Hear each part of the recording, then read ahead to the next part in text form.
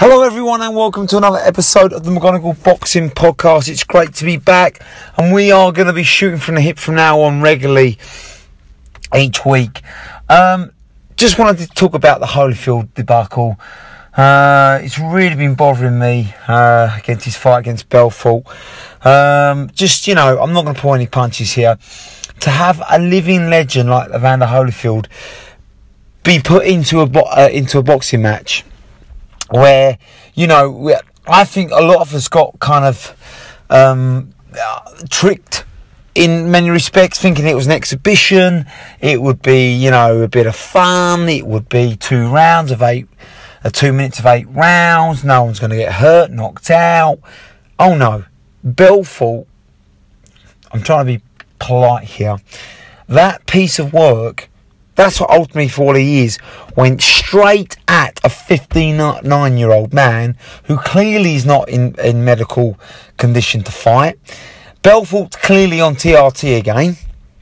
I doubt Triller's going to be using the UFC, anti-doping regulations, and it's amazing how he's suddenly jacked up to double the size again, even though he's 2 years older than his last fight of 46. That's, going against all kinds of Mother Nature.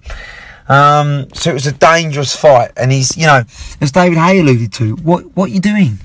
Why are you trying to knock out a 59-year-old who's been out the ring for 11 years? And even then he was past it. It's an absolute disgrace. And, I'm not angry of Holyfield. He needed the money. It's big payday. He's a warrior. He'll always be a warrior. But sometimes fighters need protecting from themselves. And this is a classic case. He's still got the warrior heart. He just hasn't got the warrior body anymore. And the boxing governing body needs to take a serious hard look at themselves. Who is responsible for this? Because this puts boxing in a huge dark hole.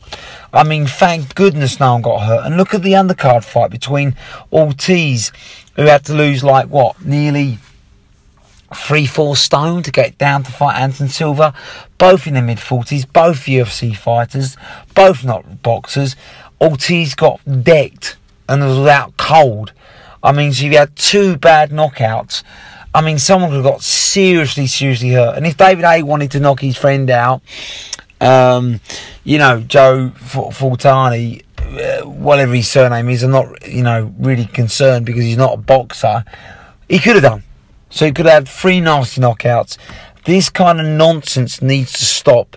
Yes, it's freak TV. Yes, it's car crash TV. Yes, it's going to draw crowds. And you got 50 Cent on the commentary and Donald Trump commentating. I get it. But, this can't be alluded or assigned to boxing anymore because it's a stain on boxing. This fight should never have happened. I mean, thank goodness Holyfield left the ring walking. But, Belfort should be absolutely ashamed of himself. I hope now he fights a proper boxer. I hope he doesn't get hurt, but I hope he gets stopped. A taste of his own medicine, because what he did was disgusting. He's given 15 years younger than Holyfield. He's been fighting up to elite level in the UFC against top fighters up to, 2.5 years ago? Holyfield hasn't. So it's a massive difference. And, just a black hole in boxing all round. Disgraceful to see a legend go out like that as well. They could have given him a commentary role, given him a nice payday still, but, allowed him to have some dignity, some pride, and not get hurt, not take punches. What were they thinking? What was Belfort thinking? What was the referee thinking? He should have waved it off immediately when Holyfield went down. You took unnecessary punishment for another minute. And Holyfield's a warrior, but that was uncomfortable to watch. The Ortiz fight was uncomfortable to watch.